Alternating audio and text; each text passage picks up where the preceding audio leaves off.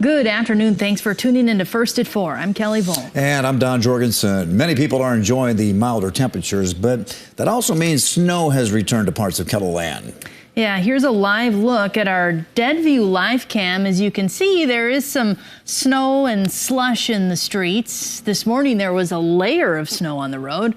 According to South Dakota 511, the roads around Spearfish, Sturgis, and Deadwood are slippery. And the Highway Patrol also posted this picture of the bad road conditions in the elevated parts of the northern hills. Troopers say that they've received multiple calls of vehicles going off the road. Authorities are urging people to slow down with this latest round of snow. All right, having said that, let's get a check on the weather forecast, shall we? Yeah, Adam, any more snow in our future? The short answer is yes. The long answer is yes, but it isn't looking like it's going to be something that will be a blockbuster in any stretch of the imagination. So we'll take this one step at a time and get to that when we do. But for now, we do have improvement on the way. Already seeing sunnier skies out toward Rapid City, but it is windy out there. 44 in Pennington County, and northwest wind at 32 miles per hour. That's a sustained wind, and we have seen higher gusts. Meanwhile, in Harrisburg, sunshine trying to break through to the west. Cloud cover holding steady to the east, 38 with a view to the south. Well, west wind at just 3 miles per hour. So we're at 36 right now in Huron, 41 as you get toward the capital, 43 in Phillip, 40 for Faith, as well as in Mobridge, 39 Winter and Valentine. Here in Sioux Falls, 38, which is certainly not bad for this time of year, 35 Brookings, 34 Watertown, Ortonville, and Marshall. But you notice the wind out to the west. It is pretty blustery out there this afternoon. 15 to 30 mile per hour sustained winds. Compare that to their East River counterparts, around 5 to 15 miles per hour. Also notice that southerly wind is going to hold on for a little while longer east of I-29, but northwesterly flow will take over. Now, typically that means, we're going to cool down a decent bit. I don't think we're going to get that quite yet. We do take a small step backward eventually, but just not in the short term. Lows tonight dropping into the teens to mid-20s with highs for your day tomorrow, eventually climbing into the mid-30s. You notice, though, a decent amount of sunshine and not too much wind. It will be a little bit breezy, so we do have that to look forward to, if you want to call it something to look forward to, but it could be worse.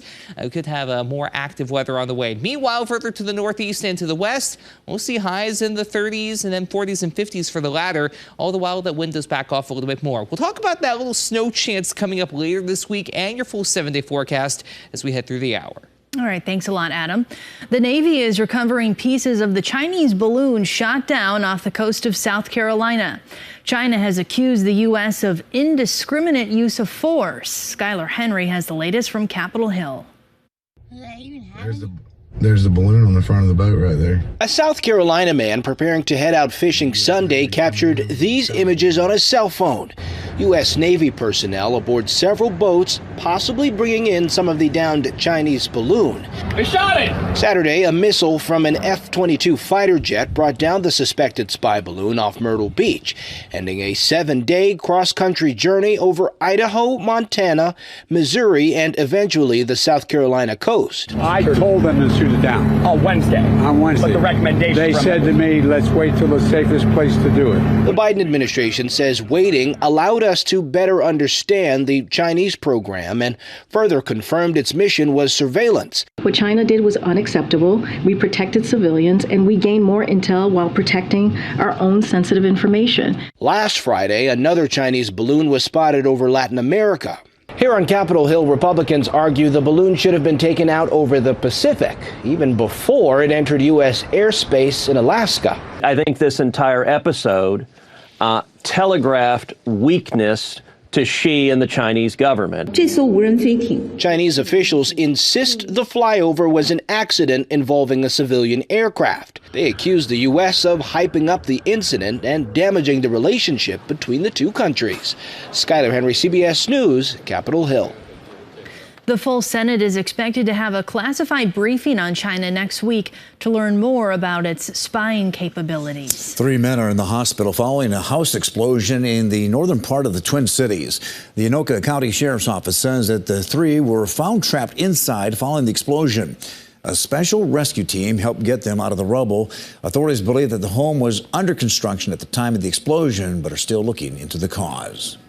The bail hearing for a Native American man who was in Dances with Wolves has been postponed.